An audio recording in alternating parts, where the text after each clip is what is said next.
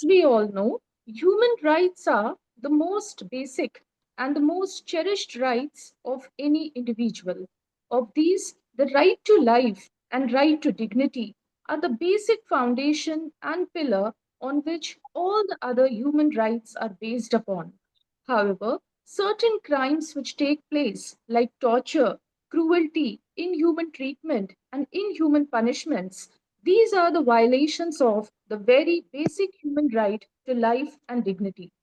History has witnessed through years the instances where there have been violation of the individual rights and the basic human rights. Instances are there where individuals have been tortured, treated cruelly, inhumanly because of various reasons like war, religious and political persecution, armed conflicts, etc.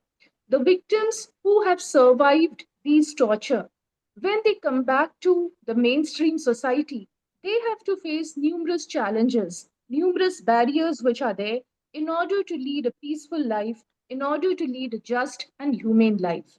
As we all know, torture, cruelty, inhuman and degrading treatment anywhere across the world would be a violation of the peace and the basic human rights which are there. Therefore, United Nations every year has observed 26th June as the United Nations International Day in support of the victims of torture. This day is to speak out against the crimes of torture, and it is in fact to honor and support the victims and survivors throughout the world. Now, why 26th June was selected by the United Nations? Because on 26th of June 1945, the UN Charter was signed during the midst of the World War II. The UN Charter, as we all know, is the first international instrument which obliges the United Nations members to respect and promote the human rights. And on 26th of June 1987, it was when the United Nations Convention Against Torture and Other Cruel, Inhuman, Degrading Treatment and Punishment came into effect. The United Nations General Assembly accepted the proposal of Denmark, which is actually home to the International Rehabilitation Council for Torture Victims. And therefore, this decision was taken to commemorate 26th June as the day which is observed as the United Nations International Day in support of the victims of torture. This is considered to be a day on which we pay our respects to those who have endured the unimaginable, those who have suffered the horrors of the torture, those who have suffered inhuman treatment, punishments, etc.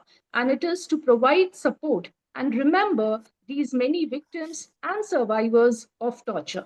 Now, to highlight about this very significant issue, we have with us one of the very eminent legal personality, Justice K.M. Joseph, who is the chair professor of Justice Krishna Iyer chair and former judge, Supreme Court of India. Sir, we are indeed honored by your presence. Your vast experience in the field of human rights and in the legal field would surely benefit the audience today. Justice Kutiel Matthew Joseph, former judge of the Supreme Court of India, who retired on 16th of June 2023. He was elevated to the Supreme Court on 7th of August 2018 after serving as the Chief Justice of the Uttarakhand High Court. Prior to that, he was a judge of the Kerala High Court for over 9 years. Justice Joseph completed his education at Kendriya Vidyalaya Kochi and New Delhi, Loyola College Chennai, and Government Law College Ernakulam. Justice Joseph has been known for his strong views on upholding personal liberty, individual rights, and the basic human rights. During his tenure, he headed constitution benches and authored over 132 judgments, considered as one of the most prolific judgment writers at the Supreme Court of India, and he was a part of more than 404 benches. Some of the notable judgments include proposal to modify the guidelines on euthanasia and the non-application of the Joseph Shine versus Union of India judgment to the armed forces, etc. Sir, we are honored by your presence. I humbly request you to kindly share your insight on today's topic of United Nations International Day in support of the victims of torture which is being organized by Justice B.R. Krishna Iyer Chair on Human Rights, SLS QSET, Kerala. Share your insights on this topic. Can I go ahead? Yes, sir. Please, sir. Yes, sir, sure. Yeah. So, I mean, first of all, on behalf of the Krishna Iyer, this is Krishna Iyer Human Rights Center, we'd like to thank Dr. Kaumudhi as professor for agreeing to be part of this program and for that over generous picture about me. We have been told about the significance of the day. It's about a very, very important topic, as I will indicate as I go along. How important it is, I hope I'll be able to bring home to you, each one of you. See, torture has existed in India. It is said right from the Vedic times. Water and fire were the chief instruments used to torture men. It is not any different in ancient Rome and Greece, though perhaps the more pronounced target of torture would be the slaves.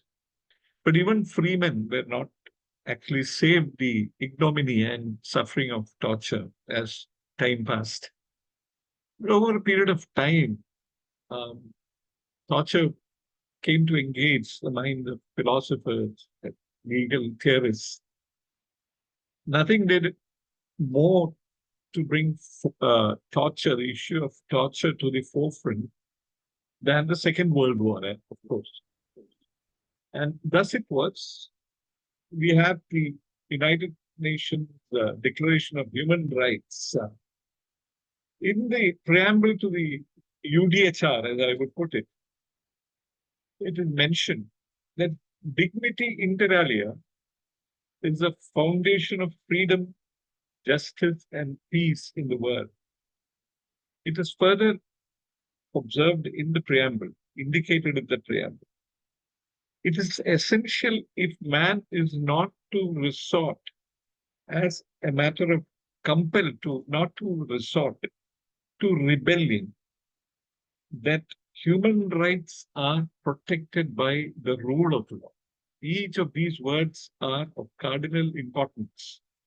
And it is important why we are holding this meeting when we are actually celebrating the International Day of Human Rights in the connection with the rule of law. And that has been beautifully captured in the preamble, as I indicated. The UDHR was actually a declaration. It was not a binding treaty. The binding treaty actually took place in the form, which is relevant for the purpose of discussing the issue of torture, the form of the International Covenant on Civil and Political Rights, which took place, as you all know, in the year 1966.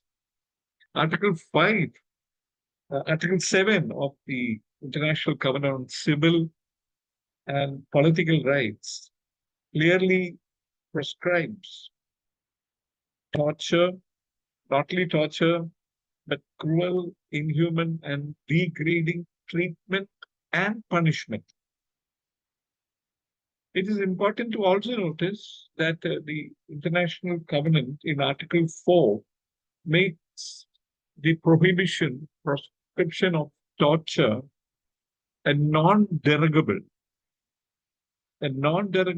human right. See, there are rights which can be derogated from by the states. There are rights like right against torture, cruel, inhuman, and degrading treatment, which cannot be derogated in any circumstances, what Article 4 declares in no unambiguous terms, because it says, be it war, be it an internal emergency, it does not provide a justification for any state, means any country, to violate the right to be free from torture, the right to be free from cruel treatment, degrading treatment, inhuman treatment, or punishment. Article 9, Subarticle 5 of the very same covenant further provides that a person who has been in illegal custody, detention, is entitled to receive compensation. These articles will receive full expatiation at the appropriate time in my speech. Article 28 of the very same international covenant proceeds to constitute what are called human rights committees. They consist of 18 elected members, elected from different nations. Article 40 contemplates reports being filed by the states to the Secretary General of the United Nations General Assembly. Now, the Secretary General is expected to actually make over these reports to the Human Rights Committee constituted as Article 28. The Human Rights Committee does remit back these reports with its comments to the states, and they are expected to take action on the basis of it, though it is not exactly binding in the sense that it can be enforced. Of course, shaming of a country by pointing out how it stands in the Committee of Nations is perhaps the best method. Article 41 provides for a procedure by which one state can make a complaint against another state about the violation of any of the human rights, which will include Article 7, the right against torture, cruel, inhuman, etc. treatment. Now, what is the position in regard to this treaty? India has not only signed the treaty, but India has ratified the treaty on 10/4/1979. But in order to make available the facility provided under Article 41, namely to have complaints against India, India must give a declaration that it agrees to follow the procedure contemplated in Article 41. And the state which gives the complaint must also give a similar declaration. So it is a consensual jurisdiction. And it entails actually the committee looking into it and making the recommendation, which, though not binding, which has compelling effect. But subject to what you may find otherwise, my understanding is, unfortunately, India, though it has actually ratified the covenant, it has not given the declaration within the meaning of Article 41. Now, apart from the covenant against, apart from I see this covenant on civil and political rights, we have the first optional protocol. An optional protocol, for those who are tuned in, as you know, generally tends to clarify. It might even create substantive rights. In the case of the first optional protocol, in respect of the civil and political covenant, actually what it does is it provides for a complaint mechanism by the individuals concerned. So any individuals can take up the matter of violation of any of the human rights contemplated under the international covenant. The complaint goes to the Human Rights Committee directly instead of the state. Actually, normal procedure is the state which takes it up under Article 41. But if you are party to, if you have ratified the optional protocol, because it is optional, that you no compulsion, it would appear that India is not, again, this is subject to correction. Now, the issue of torture did engage the attention of the international community for a long period, particularly in the 60s and the 1970s. Finally, at the behest of certain countries, mostly Scandinavian in origin, we have what is called the United Nations Declaration, which was made in the year 1975. A declaration obviously is not a binding treaty as such, as you know, but it did create the momentum, the much needed momentum, which finally led to the covenant, the convention on the torture and being signed in the year 1984. But before I get to the international covenant on torture, I would like to bring to your notice a judgment of the European Court of Human Rights in the case of Ireland versus United Kingdom. The subject matter of the complaint was certain questionable methods of interrogation which were employed. They included wall standing. The wall standing is a person being questioned or interrogated would be expected to stand erect for a long period of time without bending. Then there is hooding, Hooding, which means you put a hood over a man's head and while you're questioning, you take it up just a little bit, perhaps allow him to breathe a little bit. But otherwise, the hood is on. Next was the technique of a lot of noise being let loose in the room where interrogation was being carried out. Sleep of the person interrogated was interfered with by it being deprived, he being deprived. Similarly, the last method was depriving a person of food and drink.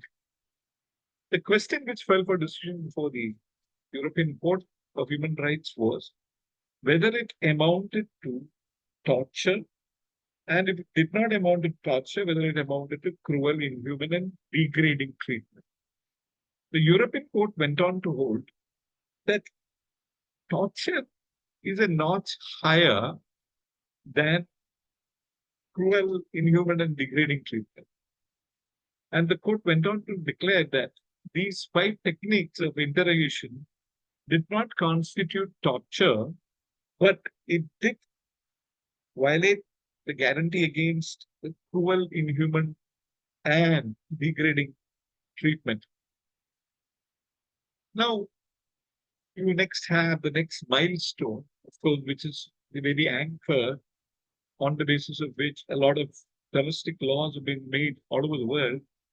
You have in 1984 the seminal Covenant Against Torture, Inhuman, Cruel, and Degrading Treatment.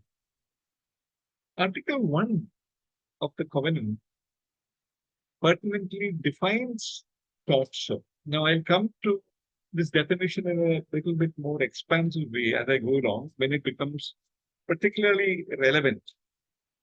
So it defines, you may take it that Article 1 of the Covenant defines torture. Article 2 obliges states which have ratified or acceded to it to have executive, legislative, and judicial steps to do what? To prevent torture as defined in the Covenant.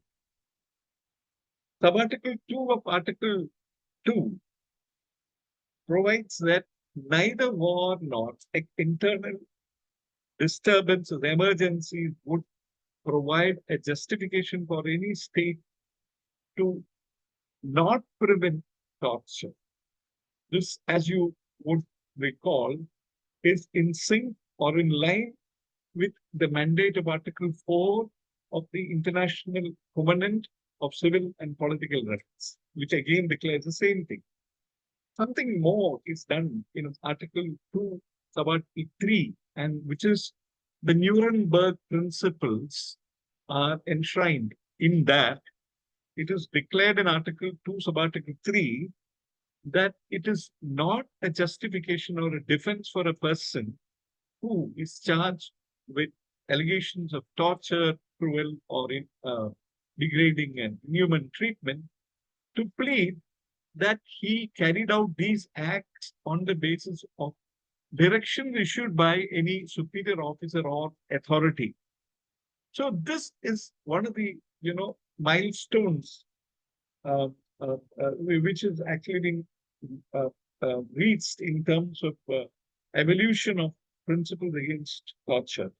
Next, we have Article 3. It's very important because it perhaps is a stumbling block for India, as you will see. Article 3 actually incorporates the refollow principle, which means that if you're a party, if you have ratified the treaty, Convention Against Torture, then if there is somebody in your territory, within your jurisdiction, who is an alien, outsider, And he says, please don't deport me back to my country, because if I go back, I would risk the danger of being subjected to third degree methods, torture in all its forms. What the covenant actually declares is that the right of the person in your territory to not be deported back to that country where he would be subjected to torture. Now, um, Article 4 declares that every member state will party to the convention or ratify the requisites that torture should be made declared an offense. This is again one of the sticking points, as we will see.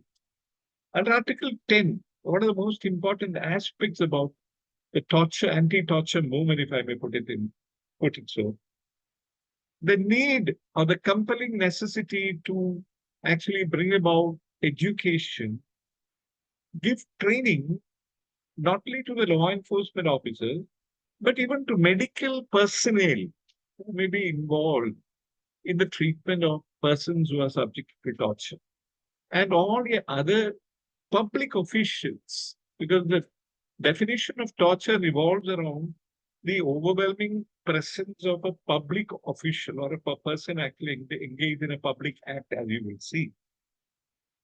So that you need to have training.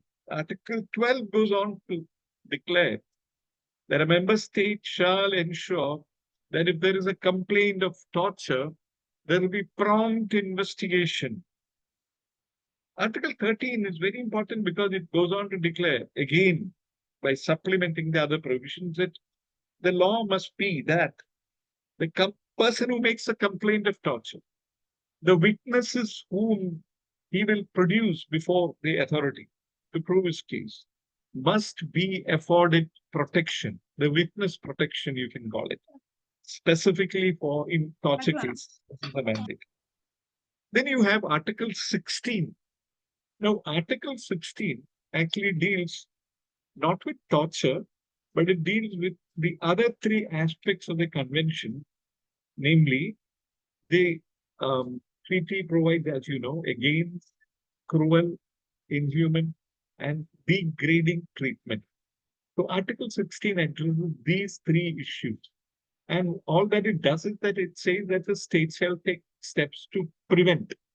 I have already brought you notice the judgment of the European Court, which makes a distinction between torture, which is actually the top of the pyramid, and the rest of it occupy. It is a problem of a lesser degree. You can put it that way.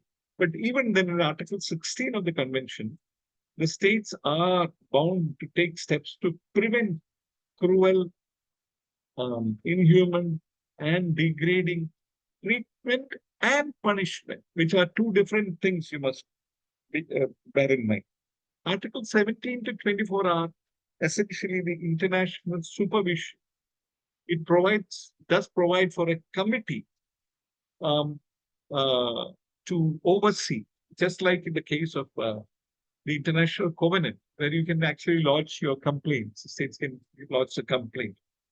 Now, I would also like to bring to your notice, because we have had regional covenants apart from the United Nations Covenant, you have the Inter-American Covenant to prevent and punish torture, which was brought out in the year 1985. Now, I would like to read out the definition in Article 2 of the Inter-American Convention to prevent and punish torture, on account of the fact that it is very exhaustive and broad. It declares, quote, for the purpose of this convention, torture shall be understood to be any act intentionally performed whereby physical or mental pain or suffering is inflicted on a person for purposes of criminal investigation, as a means of intimidation, as personal punishment, as a preventive measure, as a penalty, and the omnibus clause is, my God, so exhaustive, or for any other purpose. Torture shall also be understood to be the use of methods upon a person intended to obliterate the personality of the victim or to diminish his physical or mental capacities, even if they do not cause physical pain or mental anguish. So this is the very broad definition of torture in the Inter-American Convention. Uh, Article 3, in fact, goes on to declare who would be guilty of in terms of a prosecution and the law of torture, and it will include not only the public officer, but anyone who actually becomes party to abetting, acting on the basis of consent, etc., consent. So, where a private party can be held guilty of the offense of torture. Next, just like in the case of the optional protocol in regard to the international civil and political covenant, you have another optional protocol, and this is in relation to the covenant against torture.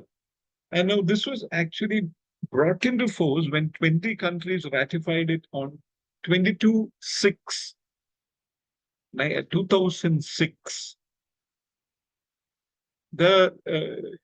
As of today, I believe 94 countries have ratified this optional protocol. Now, I must take you into confidence about what this optional protocol actually does.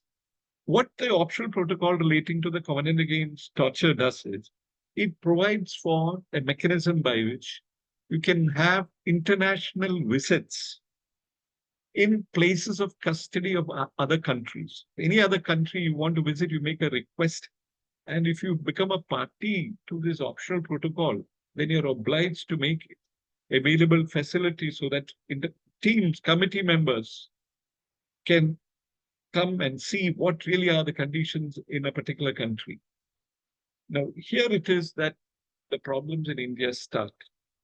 India signed the convention which was brought out in 1984, signed in 1984. It signed it on the 14th of October 1997. But as you know, in law, by merely being a signatory, it is of little value. You have to ratify it.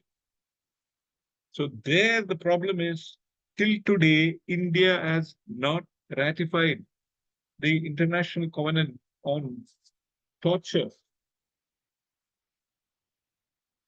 So the reasons which have been given by India appear to be essentially national security, operational needs of security forces. Obviously, they have in mind the position in the Northeast, in Kashmir, and therefore there would be, according to India, excessive international scrutiny of the actions, omissions of our security forces. Then you would have the problem of following up on principle of refoulement, which I mentioned in Article 3, namely the right of a person in India who's come from abroad to not to be deported back to his country on the basis that if he were to be forced to go back, he would be subject to third degree. We have the Minister of State for Home Affairs on 21/7/2021, when asked upon whether India had signed, whether it ratified, what is the position in regard to the Rohingyas. The minister has apparently given an answer in Parliament saying that illegal migrants, including Rohingyas, pose a threat to national security. And what is more, there is another insuperable obstacle which is actually posed by the government of India, which is that unlike many other countries in the West, India is not a party to the Refugee Convention, which was, as you know, brought in force in 1951, which means India does not have a legal international obligation under the covenant to actually provide refugee status to persons who come from other countries. Secondly, it pointed out that in Section 3 of the Foreigners Act 1946, as also Section 5 of the Passport Entry into India Act of 1920, power is vested in the state government to order deportment of persons who come into our country without proper authority. So this essentially is the basis on which India has shied away from ratifying such an important covenant. India, it must be noticed, is one among the 21 countries in the world as of today which has not ratified the covenant. Now, this is very disturbing because India is a major democracy, and perhaps it's the only major democracy in the world which has not ratified the covenant. But nearly 100 and I think 70 countries have already ratified it. Now, the next question which I must bring to your notice is there is a general impression that ratification is a cure-all, is a magic wand which you can actually wish away the problem of torture. It may not be so. Take Nepal, for example. It ratified the covenant way back in 1991.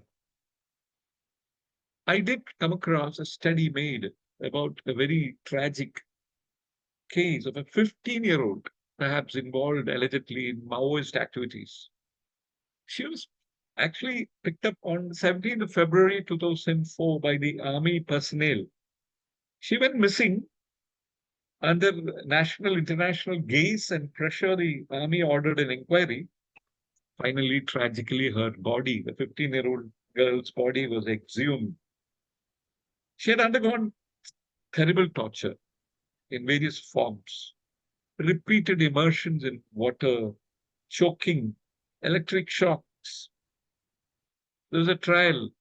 Unfortunately, the trial ended in the accused being let off with light sentences. Nepal has a constitution, an interim constitution, in which Article 26 actually makes it a fundamental right to be not tortured.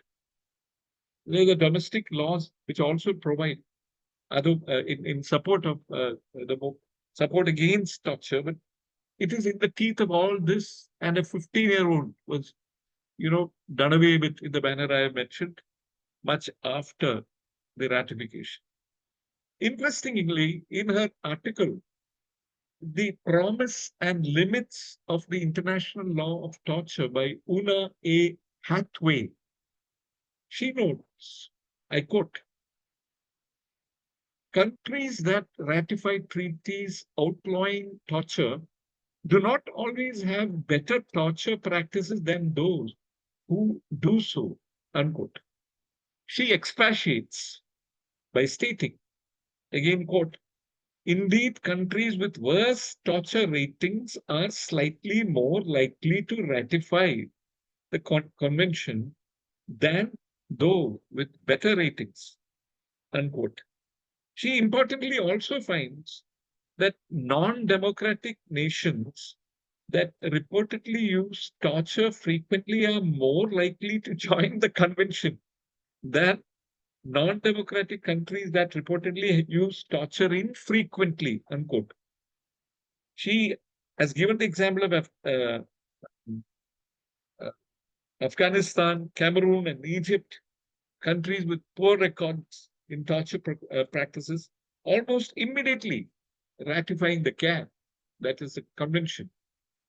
Again, more significantly, she observed that the use of domestic institutions, or what she described as self-enforcement, in other words, domestic enforcement mechanisms to uphold international law as being more significant, as much of international law, she notes, is obeyed primarily because domestic institutions create mechanisms for ensuring that a state abides by its international commitments. Finally, she enlists reputational concerns as being the best method to strengthen the movement against torture. In other words, if the country actually cares for its reputation, and there's hardly any country which does not really want to, polish up itself in the international gauge.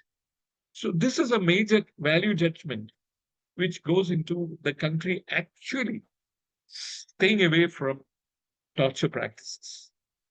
Now, let me come a little bit more in detail to what has happened and what will happen in India in regard to the torture.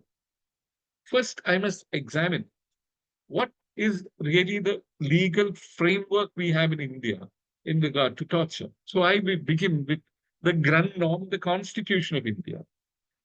In the preamble, as all of you know, it is declared that the dignity of the individual is an absolutely important, indispensable value, as indeed it has turned out to be, going by the dignity jurisprudence which has developed at the hands, particularly of the Supreme Court. Next, you have Article 23 of the Constitution, which, as you know, the rule against self incrimination. The person who's in the shoes of an accused cannot constitutionally, it is impermissible to ask him to self incriminate. The next provision of the Constitution obviously is something which is, I'm sure, uppermost on your lips, Article 21, which provides that no person shall be deprived of his life or personal liberty except in accordance with the procedure established by law. Next, you have Article 22(1), which, as you know, provides that no arrest is to be made without making available the grounds of the detention. Now, you find its reflection in the statutory law in section 50 of the erstwhile CRPC and 47 of the BNSS, which is the present avatar of the Criminal Procedure Code. Now, Article 22, Subarticle 2, as you know, mandates that a person arrested is to be produced before a magistrate within 24 hours, save except the time taken for traveling to the nearest magistrate. The exceptions to these, the procedure safeguards, as you know, are the cases of enemy aliens, which is declared in the Constitution, Article 22, and cases of preventive detention, for which elaborate safeguards are made both in the provisions of Article 22 and in the laws relating to preventive detention. The echo, in as far as statutory echo for this constitutional mandate is found in section 58. You can check up for the BNSS. Next, you come to the laws we have in India. We had section 24 of the erstwhile Indian Evidence Act 1872. Its present incarnation is section 22 of what is called the Bharatiya, that is the Evidence Act, that is Adhinema 2023. But I would request you to bear with me when I read out the two provisos which have been added in section 22 of the present Evidence Act. As you know, section 22 and section 24 of the Evidence Act, which is the same, provides that if confession is made by an accused is relevant if it is procured by inducement, threat, coercion, or promise having reference to the charge, etc. Now, in the new code, you will find there are two provisos, very ironic. Provided that if the confession is made after the impression caused by any such inducement, threat, coercion, or promise has, in the opinion of the court, been fully removed, it is declared to be relevant. The second proviso says, provided further that if such a confession is otherwise relevant, it does not become irrelevant merely because it was made under promise of secrecy or in consequence of a deception practiced on the accused person for the purpose of obtaining it, or when he was drunk, or because it was made in answer to questions which he need not have answered, whatever may have been the form of these questions, or because he was not warned that he was made. I was bringing to your notice to bring you up to date in regard to the statutory provision.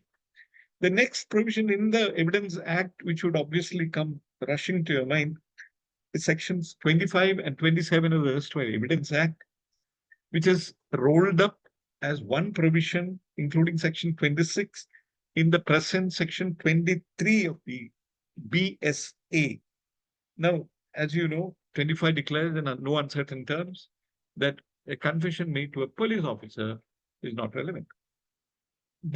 It is, however, made declared relevant when you get information, as you know, under section 27, the 27 recovery, all of us know. And bear it in mind, it is this provision at section 27 which is at the heart of the problem of all torture. Why? Because, as you all know, there is no direct evidence. The police will always look for recovery evidence under Section 27. The first days, 14 days of custody you get, you, I mean, it is very crucial for the police officers to get at the accused, get him to answer somehow or the other. And this is where torture, unfortunately, slips in. And it is here that, the a new culture will have to grow, as I'm going to tell you. Uh, so these are the other provisions. Section 23 is the new avatar of. Then you had Section 132, the Indian Evidence Act, which had the proviso, which, as you know, is a part of Article 23, which actually exempts a witness from answering a question, which will actually lead to self-incrimination, except prosecution for perjury. So these are the provisions. Then you have the provisions relating to the CRPC. Otherwise, they include Section 35 of the Bharatiya Nagrik Suraksha BNSS 2023. Now, it actually speaks about Section 35. It gives Section 35 inter alia actually speaks about the need when it is not covered by subsection 1, where you don't really require to arrest somebody. If you give a notice, it's contained in Section 41 of the CRPC.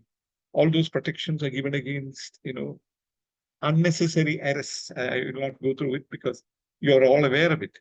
You have Section 38 in the new code, which says person's right on arrest interrogator to meet advocate of his choice during interrogation, though not throughout the interrogation. Section 38 is very important, but actually this is following upon judgment of the Supreme Court, which has incorporated this right.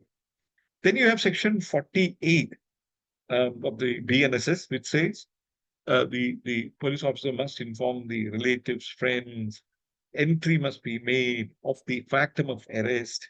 Section 53 provides for examination by a doctor immediately on arrest. They're all carried forward from the previous code, and also as a result of very timely, suitable intervention by the Supreme Court in the matter of safeguards relating to arrests. Then you have 56. This is a new provision which is there in the new code, which actually declares that there shall be a duty of persons having custody of persons to take reasonable care of his health and safety. This is a new addition which was not there in the previous code. Now let us see the Indian Penal Code, because as I pointed out, the reason actually trotted out by the Indian government for not actually ratifying the covenant against um, um, torture is that the Indian laws are sufficient and it takes care of the situation. The linchpin of the provisions, which perhaps India relies on, are contained in the provisions of sections 330, 331, 342, and 348 of the erstwhile Indian Penal Code, 1860. Now, 330 and 331 of the erstwhile Penal Code have been captured in section 120, subsection 1, and section 120, subsection 2 of the new code. Exactly verbatim it is captured, except for one difference in the form of one of the illustrations being omitted. I'll come to that. Now, what does section 330 and 331 actually provide? Because this is a foundational provision. These are the foundational provisions. Section 330 actually punishes any act which amounts to committing of hurt for the purpose of extorting a confession. In short, now section 121, 120, subsection 1 of the new code is a verbatim reproduction of section 330. And 122 is a verbatim reproduction of section 331. You have only one section now, it's rolled up. Now, one of the questions we must address now is it the same as treating torture as an offense as contemplated under the convention? Does the Indian law as contained in section 120 of the new code, in other words, do complete justice to the ingredients of the definition of torture in the International Covenant? My submission is that it does not. And there are three reasons which I give, and this is the appropriate time for me to expand on the actual definition of torture in the Convention on Torture. Now I will read what the Torture Convention actually defines torture. For the purpose of this convention, the term torture means any act by which severe pain or suffering, whether physical or mental, is intentionally inflicted on a person for such purposes as obtaining from him or a third person information or a confession, punishing him for an act he or a third person has committed or is suspected to have committed, or intimidating or coercing him or a third person, or for any reason based on discrimination on any kind of any kind, when such pain or suffering is inflicted by or at the instigation, consent, acquiescence of a public official or other person acting in an official capacity. This is the essence of the Torture Convention definition of torture. Now, if you read section 330, or say, when I read 330, the Indian Penal Code, you may take it that I am actually faithfully reproducing section 120 of the present code because it is the same. No, what does actually 330 say? No, it declares whoever voluntarily causes hurt for the purpose of extorting from the sufferer or from any person interested in the sufferer. I will pause here for a moment and take you to the definition of the word hurt that is contained in section 319 of the previous code and 114 of the present code. Hurt is defined identically in both the statutes as meaning whoever causes bodily pain, disease, or infirmity to any person is said to cause hurt. So you will immediately notice that one of the contrasts, which is actually stark and stands out with the convention definition of torture, is that the convention torture actually purports to punish the offense of torture when actually it causes severe pain and suffering, whether physical or mental. Now, hurt as defined in the Indian Penal Code or in the new code actually is bodily pain and suffering. So, this is the first difference which I would point out. Now, the second difference is that in section 330, I was reading out to you, when extorting from a sufferer or any person interested in the sufferer, in the convention, both in the Inter-American Code and in the International Covenant, the requirement is actually any person. It does not have to be any person interested in the sufferer.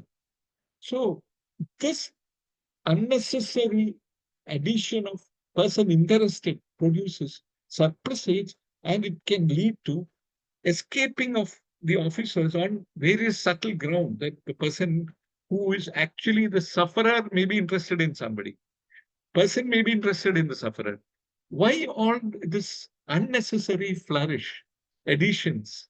Because when the convention says any person, because nobody should ultimately suffer on the basis of what he does in reference to any person. This is the whole intention of the international covenant that is defeated by section 330. The third difference which I have noted is when you see the torture convention, you will find that it contemplates two of the latter limbs, and they are actually based on the act being by way of intimidation. If a police officer, for example, simply intimidates a person who is brought for the purpose of interrogation, is under trial. He's not even a convict. He's not even in the central jail. He is actually an under trial. He is brought for interrogation. Now there are gangs, as you know, in the jails. Something which the Supreme Court has taken note of. So you may, you may actually, intimidate him. It's not for the purpose of getting any confession, information, anything which is contained in section 330. But still, it would certainly amount to the vilest possible behavior on the part of a police officer, because you're torturing somebody who is at your mercy, in your custody, and he's helpless. It's a weak against a strong, and you are wearing the state's uniform, and you're getting away with impunity what you've done, only because the section doesn't really cover it. The last is under the code, the covenant, it speaks about any act which actually amounts to discrimination of a person, and an act which puts them in intentionally inflicting mental or physical pain, severe pain. This is what the covenant, international covenant, speaks about. You don't find that in section 330 or section 120 of the present penal code. So we do not have, is my humble submission, and the answer of the government of India as to why it is not ratifying the covenant is completely indefensible, is what I would argue. Now, let's see what have been the efforts of the national law reforms body, namely the Central Law Commission of India.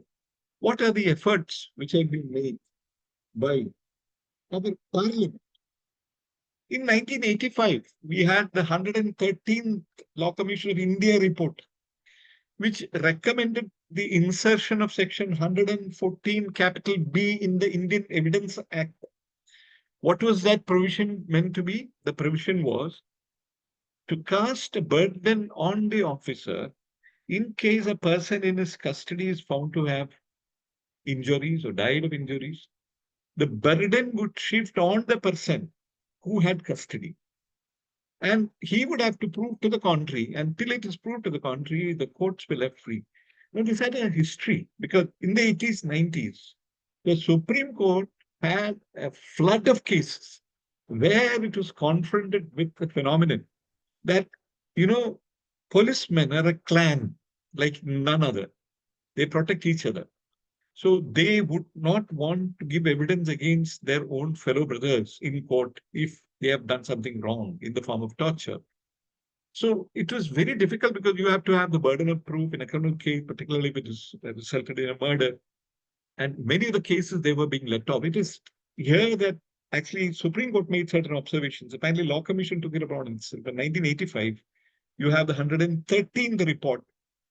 In 1994, in the 152nd report, that section 160 of the erstwhile CRPC, as you know, contemplates issuance of notice by the police to a person to appear and give a statement, which you, as you know, is made under section 161. Or you can even ask somebody who might ultimately become the accused. It's all settled law. So the Supreme Court, the Law Commission said in 1994 in the 152nd report that you must make it a punishable offense. And certain persons, as you like, women and things, cannot be called to the police station, time of calling, etc., restrictions in 160.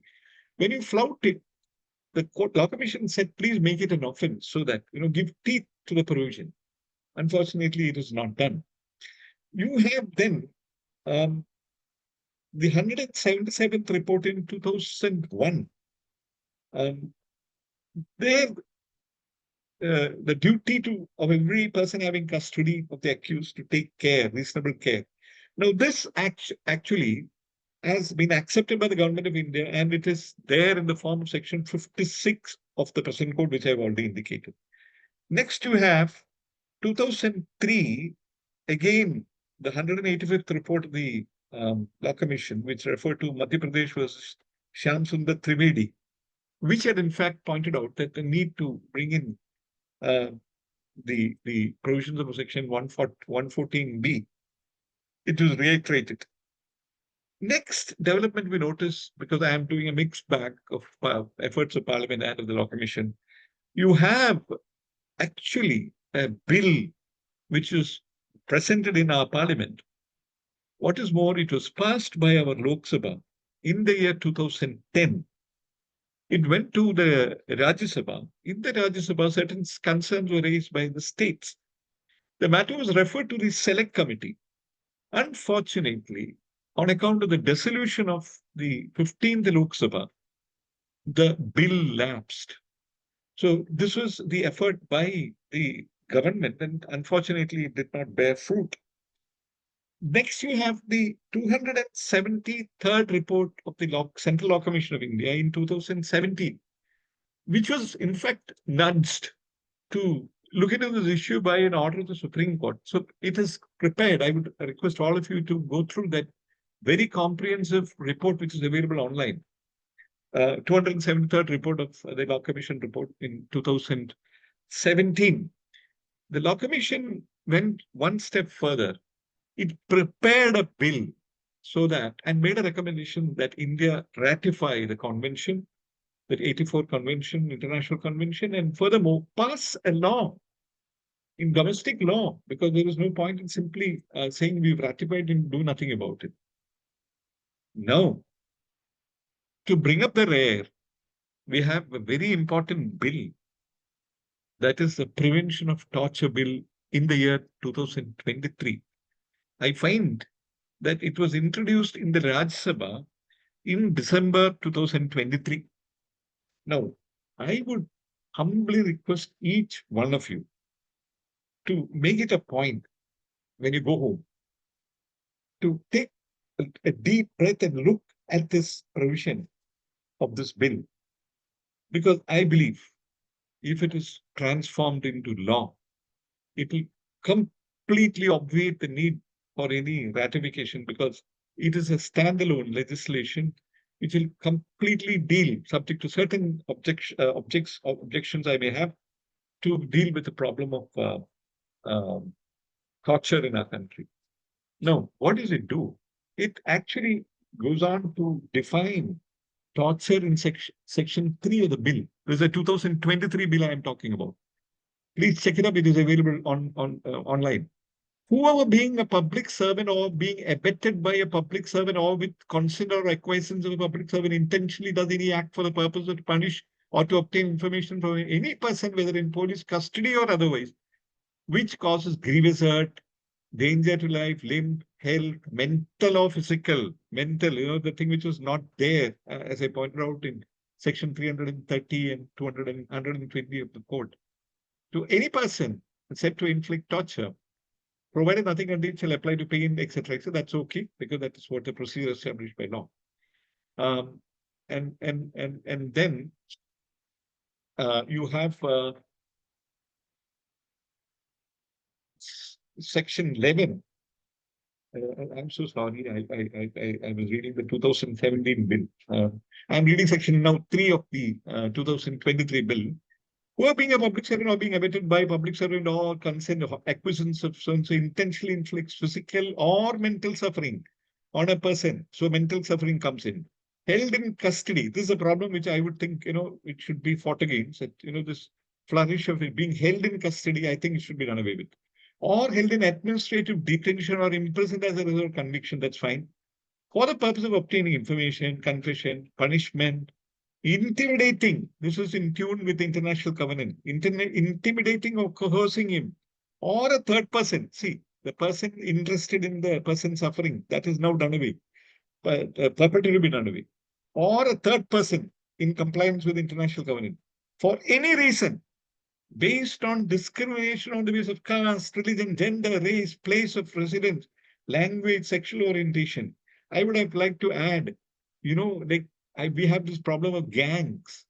For any reason, it should have been. Intimidation for any reason is said to inflict custodial torture. Now, custodial torture, there is an explanation also. For this purpose of the section, custodial torture, apart from physical and mental suffering, includes but is not limited to food deprivation. I mentioned the Irish case, immersion of head in water, asphyxiation, use of psychoactive drugs, maltreating family members, and inflicting shame upon the victim. I mean, this is a legislation which, if passed, will really, put India on the top of human rights observers, complying countries. I really wish that's why I wanted to take a little bit of your time, which I did. Now, burden of proof, section 4. When custodial torture referred to in section 3 is inflicted on a person, the burden of proof that torture was not intentionally caused or abetted was not with the consent or request of the public servant shall shift to the public servant. You will recall I mentioned about Law Commission crying from the rooftop from 1985, reiterated in 2011, courts reiterating it. Please bring in section 114B in the Evidence Act. This again has been achieved. It will be achieved if it becomes law. Section 4, burden of proof. Then you have compensation. This is one of the most important planks of the rights of victims of torture, that you should provide for compensation. Now, the person to be punished will include public servant or any person who's part of the abetting, joining in consent. Section 6 speaks about the fine which is collected from the person convicted going as compensation. Furthermore, notwithstanding the fine, the appropriate government may award such amount as compensation, including interim compensation, to the victim of custodial and rehabilitation is then provided. Then you have another important provision, which is the greatest importance, which will obviate any doubts in the mind of courts, which will be called upon to interpret this section. Provision. Section 11 provides the provisions of this act shall be in addition and not in derogation of any law for the time being in force. The provisions of this act, subsection 2 of section 11, shall have effect notwithstanding anything inconsistent therewith contained in any other law for the time being in force. Now, why I have brought this to your notice is you have the provisions, for example, of the UAPA. You have the provisions of the Armed Forces Special Provisions Act, which is one of the most sticking points. We need to maintain security in certain parts of the country on a higher pedestal, and therefore it's in conflict with human rights, and therefore torture is permitted. Now, all of that would be done away if this bill actually goes through and becomes law. And I would definitely urge each one of you to do your part as citizens of this great country to bring about such a seminal transformation in our statutory book, which deals with this important issue.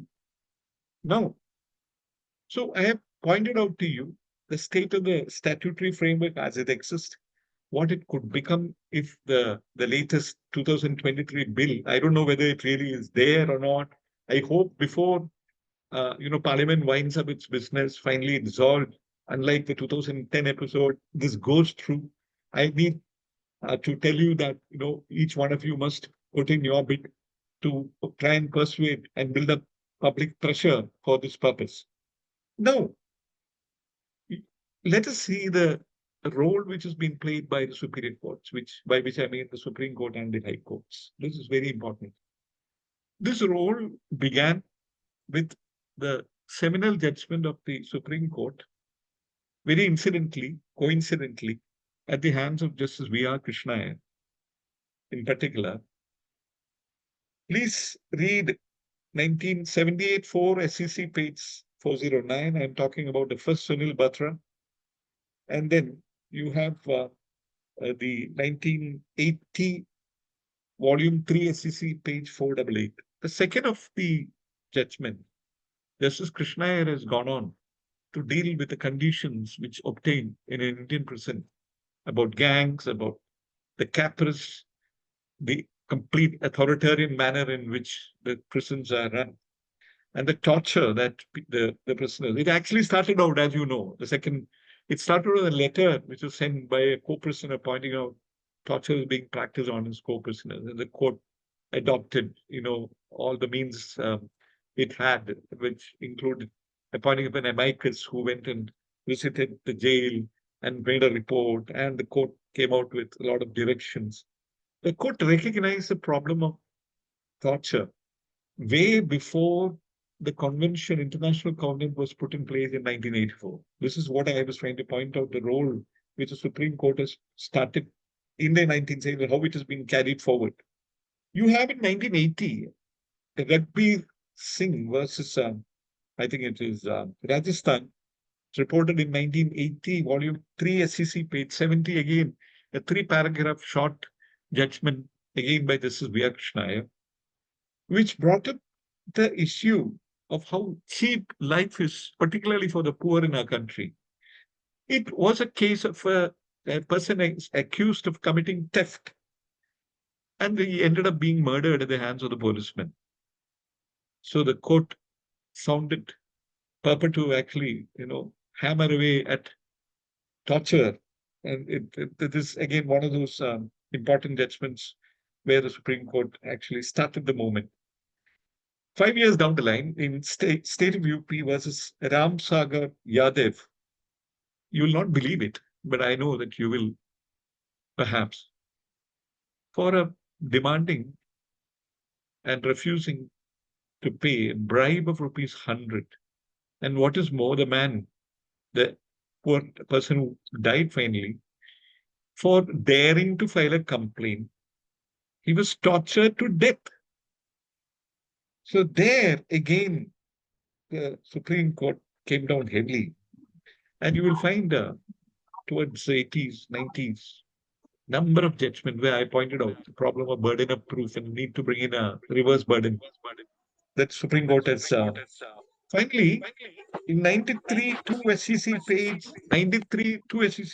746 in the celebrated judgment in Nilibrata Behera versus State of Orissa, again, you had a death, and the court really, set the tone by providing for the public law remedy of compensation. The court granted a compensation of 1,50,000. The person was murdered, I mean, he was tortured and killed. And the court said we would not have anything of it. So compensation for torture and, in fact, there's a case of death as well as a result of torture. So the court established, it is of course following earlier line of judgment in Rudal Shah, as you know, large body of case law, which provides for remedy of, despite the normal refrain that you should be driven back to the civil courts to file a civil suit, which you can still do. What the court provides by way of a public law remedy is to give you immediate succor for violation of your fundamental rights. But you will still have the right to actually proceed against the officers for the state. That is the thing. Next, the judgment is certainly the most celebrated judgment in the field of law relating to torture. D.K. Basu, who was in fact the chairman of the West Bengal Legal Service Authority, he came to court complaining of a large number of custody torture deaths, and the Supreme Court issued notice. And suffice it to notice two aspects about this case. The most important aspect is the course of the judgment, which you will find in 97 volume 1 SEC, please check out the page D.K. Basu versus West Bengal, which is a substantive judgment. The court waded through all the principles and declared in no uncertain terms, please listen, that torture, cruel, inhuman, and degrading treatment and punishment fall foul of Article 21 and therefore, being incompatible, violate Article 21. In other words, the law has been declared by the Supreme Court way back in 1997 that torture and cruel forms, degrading forms of treatment or punishment will violate your fundamental right, which in other words means you have a fundamental right to not be inflicted with torture, will not be visited with cruel um, uh, and degrading and dehumanizing treatment. The significance of this is while India has not ratified the international covenant and we don't have a standalone torture law, we have the law of the land in the form of a fundamental right not to be tortured declared by the Supreme Court. Please read that portion where it is in no uncertain terms, which has been declared. It really follows upon in Nilibata. The second thing which the Supreme Court did is that it issued a set of 11 guidelines, directions to be followed by the police whenever an arrest is made. Now, that is reported in 97, volume 6, SEC 642.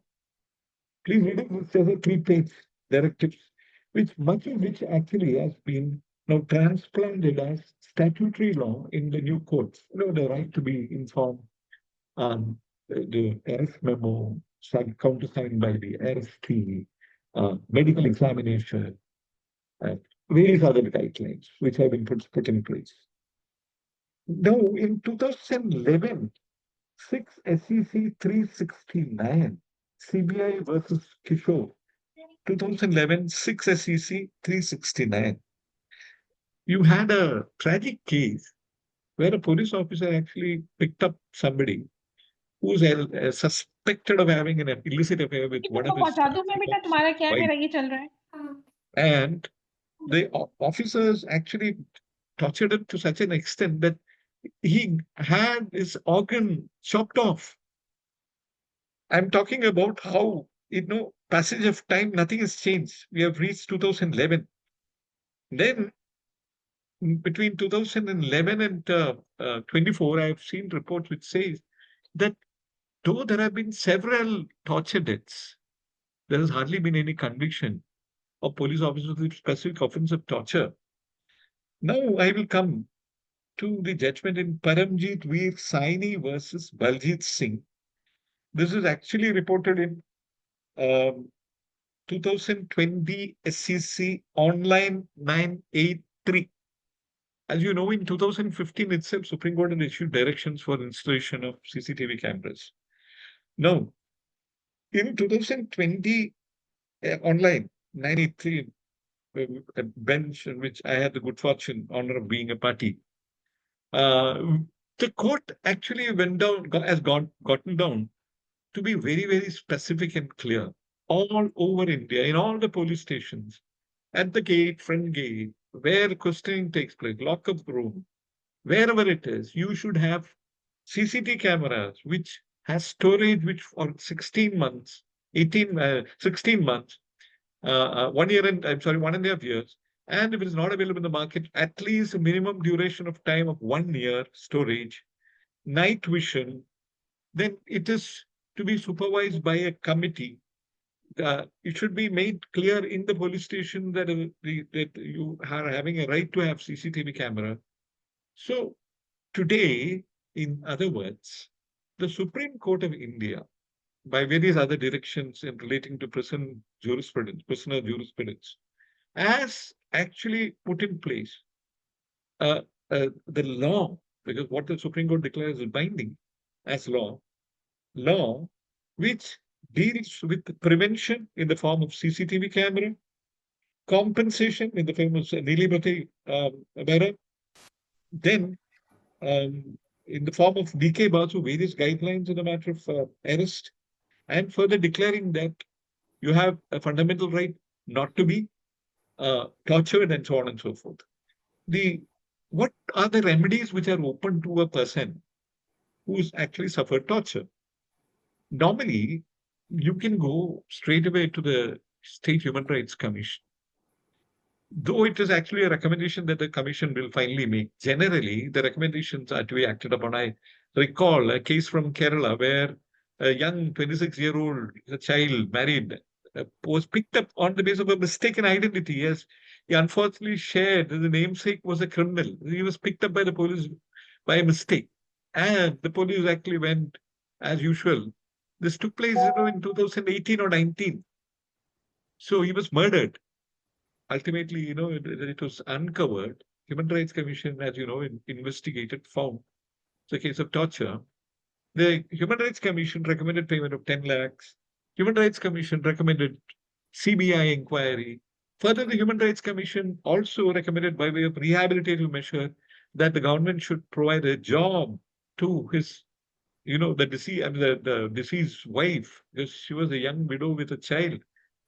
So there is a lot being done in terms of what the Supreme Court of India has actually brought to the table by way of unraveling what we call as unenumerated fundamental rights, as was done in the case of DK Basu, and the slew of directions and guidelines it has been issuing from time to time, pulling up police officers.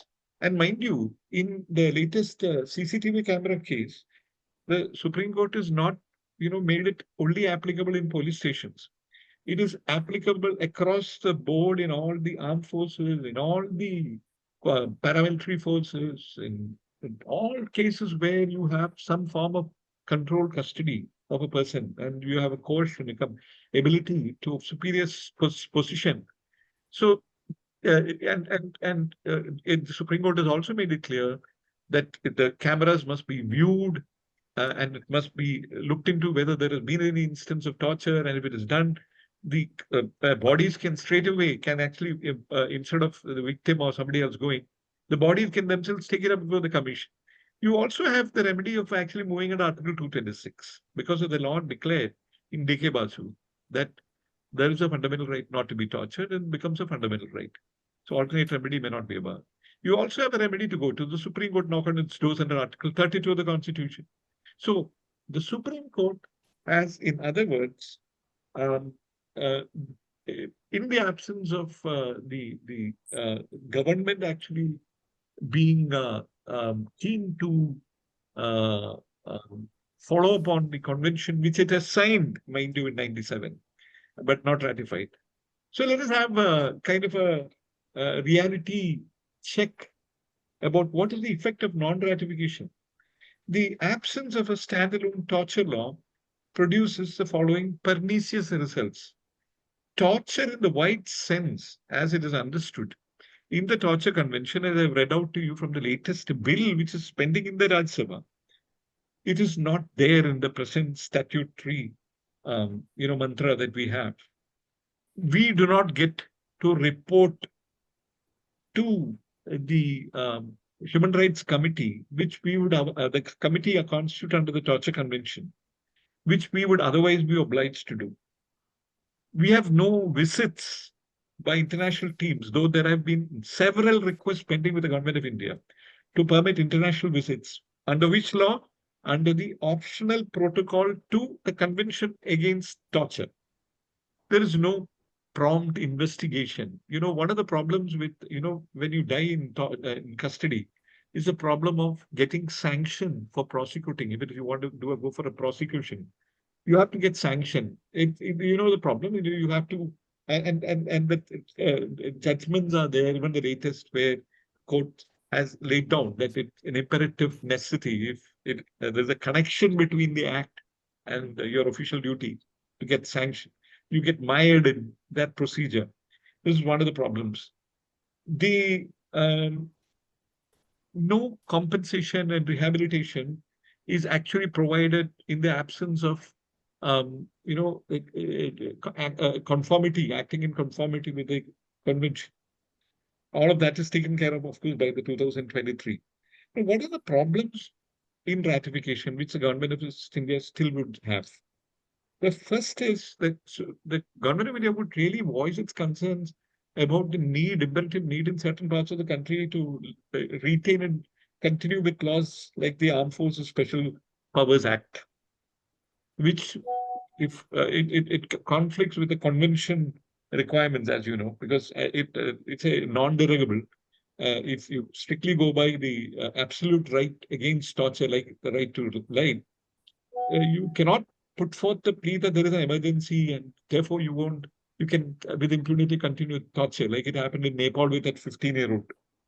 Then you have the second problem, perhaps, would be the refouler provision contained in Article 3 of the Convention Against Torture, which they would say that since India is not a party to the Refugee Convention, and we have a specific statute in the form of the Foreigners Act and the Indian Passport Entry Act, 1920, and we already have a large population. We have to take care of our population, and therefore we can't possibly be having outsiders who are illegal immigrants, pleading that they may not be sent back, which will actually put a great toll on our economy. And also, they would be here carrying out illegal activities. This is what has been said about the Rohingyas in the court. So this is perhaps what Ronald will continue to say. But what is the justification for not having the standalone law against torture? Forget about reformment. The bill which is pending, if it is passed, it will only provide against torture. And by the way, it will also deal with the problem of cruel, inhuman, degrading treatment in the manner which is provided. So this is where it stands. No, I would urge that the need of the hour is to have proactive human rights commission, state commissions, and national commission, citizenry, NGOs, courts, legal service authorities, ever on their toes, alert, taking up the cause of their fellow citizens whenever a torture happens. Next is the very important, which is part of international law, or the covenant, which, as I have pointed out, it provides for giving training, orientation to police officers, to the medicos, to all the officers who have occasion to deal with the lives of others, of fellow brothers and sisters. So to orient them into the evolution of a new culture in them, because it is not just the law which alone which will do the trick. It is the complete makeover that takes place in your minds and hearts that is needed to actually bring you in line with the sublime goals in the preamble, where the dignity of the individual is placed at the greatest possible pedestal. In fact, I feel delighted to inform you that when I was in a lecture, a former DGP of the state of Kerala spoke. And I was so happy to hear him tell me that today in Kerala, I hope it is right, police officers would go to any length to avoid the practice of torture. This is what has been indoctrinated to them. What may happen if you don't get a Section 27 recovery? You may actually not succeed. But what you fail to do with torture, you will succeed by employing new scientific technological methods, new innovative, intelligent ways of questioning. He said that we are doing that.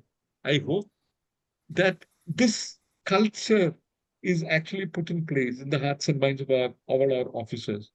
Let us, along with economic development, which India now takes great pride in having come to the position of fourth, largest GDP in absolute terms. But I would think more than GDP, what is important is let us talk about justice. And there can be no justice, in my view, without there being rule of law. And rule of law, in my view, again, as the United Nations Declaration of Human Rights and the International Covenant emphasizes, is without any meaning if it does not protect human rights. Torture is the very antithesis of all the human rights and the most paramount human right of all, namely the right to life and the right to live with dignity. I would end by pointing out that the need of the hour is, I hope that each one of you who goes away from this meeting carries with you the seed for a silent, peaceful revolution in the form of transformation being wrought in our body polity through persuasive pressure, peacefully being accepted by the public, to bring on the statute book the prevention of torture bill, which is now only a bill. One of the problems with that bill, I may point out, is that it is a key piece of conditional legislation because it says it will come into effect on such day as the government of India will choose. As with many laws which have languished on the statute book, which are there as laws but not effective, it is also important that it should be implemented, it should be brought in as it should be passed as a law and it should be implemented as a law. Here, I will only emphasize the need for the media to take up such issues. I am so sorry to see the media getting caught up in all the trivia and all the controversies where you find a lot of bias, etc. I don't want to go into that. It's a story for another day. But more importantly, should they not be actually putting before the public that look here, there is a law which affects each one of us. Let us put pressure on our lawmakers to make this into law. Let our constitution really flourish. Jai Hind. I think we don't have much questions, so we may wind up the session. Yes, Okay, yes, yes. so may I just add a few words here? Yes, please. Yes, please. Yeah. So I would like to thank Honorable Sir for such an informative and wonderful lecture. Sir has highlighted that the concept of torture was there since the Vedic times in India, and he has traced the history of torture through Greek, Rome, as well as what was the initiative by the different philosophers, and finally how this term came to the forefront during the World War II. Then Sir has highlighted what is the procedure which is there under the international covenants as well as under the various instruments which are there to deal with torture. More importantly, Sir highlighted what is the definition of torture and is there any difference between cruel, inhuman, degrading treatment and torture. Then, Yeah, yeah. whether ratification is a magic wand, Sir has Mhm. emphasized that no, Yeah. simple ratification of the Convention Against Torture would not provide the protection. So, it is not a magic wand. Then, Sir has highlighted what is the legal framework in India. So, through the constitutional provisions, through the journey of the various legislative enactments which are there through different provisions, as well as a detailed emphasis on the Law Commission reports, Sir has highlighted how the concept of torture has been taken up in the legal framework in the country, as well as what are the challenges and what are the obstacles which are there that why India has not ratified the Convention Against Torture. Then, more importantly, Sir highlighted that the recent 2023 bill efforts must be made to create awareness about this bill, and also efforts must be made so that a concrete legislative enactment is there in the country. Sir also highlighted some very celebrated judgments in the country and the role of the Honorable Apex Court in India, and particularly the role of Justice V.R. Krishna Iyer. Some of the celebrated judgments, like D.K. Basu case, as well as Paramjit Saini case, they have been highlighted, and the guidelines which were issued by the Supreme Court of India. And finally, some very, very significant suggestions like proactive human rights committee, legal services authority, NGOs. These should try to create more awareness about the need to prevent torture, as well as training to the police officers, medical personals, and very significantly, the role of media in the present times. Finally, it is the dignity of individual which we are talking about here, and it should be placed on the highest pedestal, and therefore the rule of law must prevail, and every effort must be made to protect the human rights. Sir, thank you so much for such a detailed, illuminating lecture and very highly informative lecture on the significant topic today. I'm sure the entire audience must have benefited from this highly informative lecture. Thank you so much, sir. And I also thank QSET for organizing this lecture and giving me an opportunity to be a part of this. Now, over to the organizers. So, thank you, Joseph sir, for your enlightening address and your unwavering voice for the human rights, and also a sincere gratitude to Dr. Kaumudhi Challa for moderating the session with such compassion. Also, a special thanks to Dr. Anish V. Pillai, the coordinator of Justice VR Krishna Chair on Human Rights, without whom this program wouldn't have been possible. And finally, a warm thank you to all the participants and attendees. Your presence and engagement today reaffirm our collective stand against torture and our commitment to justice and human dignity. Thank you all once again.